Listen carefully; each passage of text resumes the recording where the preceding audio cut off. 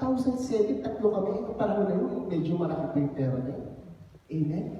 So yun po yung sinasabi natin na kung saan, pag tayo po ay naka-experience ng grasya at kadakilaan ng Diyos sa ating buhay, napakadali pong i-share sa bawat isa.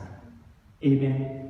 Na kung saan nga, yun ang sinasabi natin, yung mga anak ni Yahweh El Shaddai, pag tumayo dito, dalawa lang bagay na. Yung personal experience mo at ang salita ng Diyos, tapos na ang gawa ni Yahweh El Shaddai. Bakit? Yung talagang naranasan natin ang presensya at kadakilaan ng Diyos, which is answered prayer tayo. Ang bawat isa dito may naganap na answered prayer. Hindi tayo babalik dito kung hindi natin nakikita yung pagkilos ng pag-ibig ng Diyos sa ating buhay. Amen?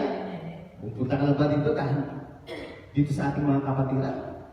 Pupunta ka lang ba rito para titignan mo kung sino, kung gwapo ba yung preacher? Dalawa lang naman kami dito. Dalawa lang kami ba? Titignan mo ba kung magaling yung choir? Titignan mo ba kung ano sa ng kapatiran mo? Amen? Kasi mga pananampalataya, kung ang pagpunta nyo sa gawain ni Yahweh El Shaddai ay para lang mag-abang ng kamalian, huwag kang aalis sa tayo mo para sa itong mensahe. Amen? Dahil yung mga nag-aabang ng kamalian at tulad ni Pharaoh, ano nangyari? Yung mga karwahe. Ano sabi sa verse 26, Sister Beth?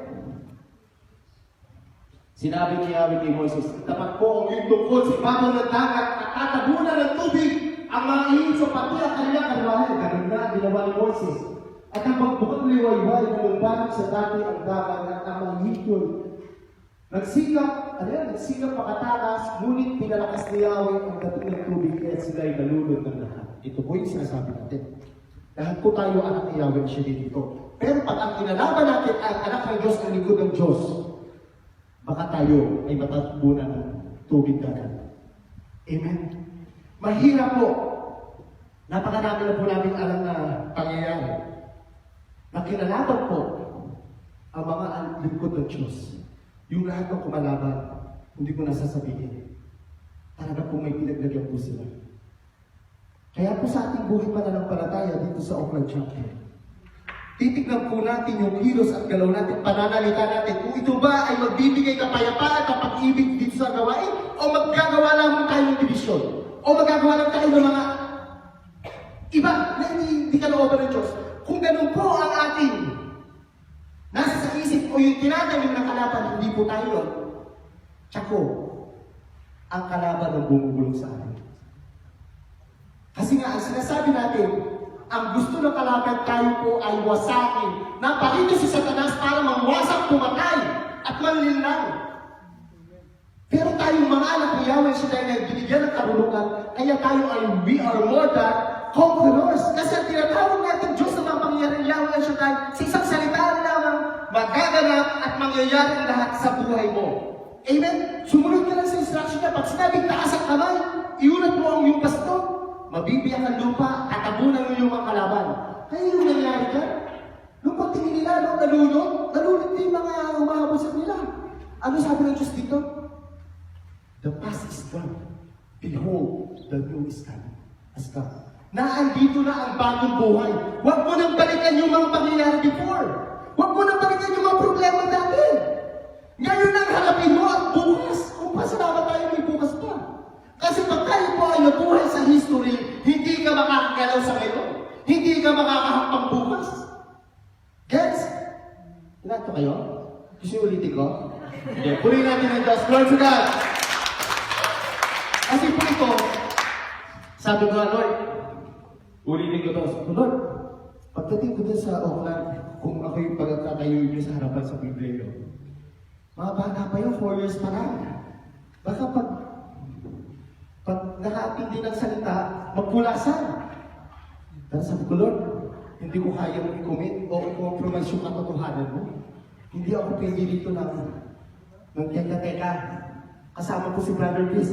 Kasi po, pag ako po ay naglumani ng boses, makakatulog po kayo para ako si Kuya Cesar nito. Kailangan po persahan tayo dito. So yun nga. So sa verse 28, ayun, as is, pwede po, para po nakita po natin yung pangyayari nangyari na yan, si Steph pasuyo po nung nung pwede po yung video, na kung saan nga, para makita po natin, matagal na po to, 1956 pa po itong yung ginawa ng video. Video clips na to, tulad ng last Sunday, na kung saan, ayan na siya. Rest verses.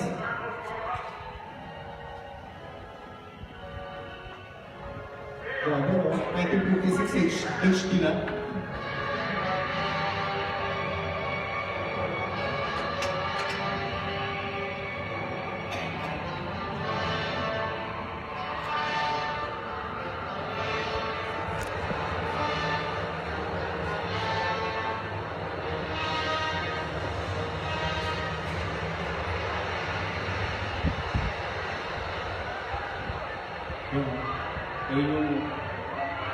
Yung goal ng water.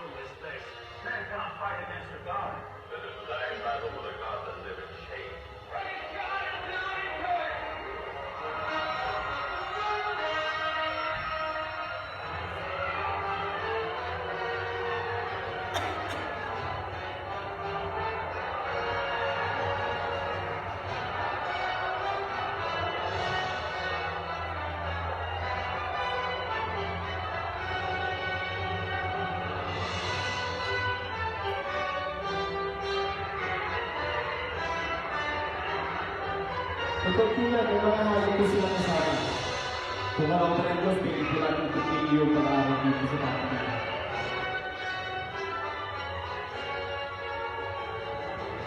Yung sinasabi natin ito yung dagat, mga susunod ang pag-aaral. Thank you, Sister Beth.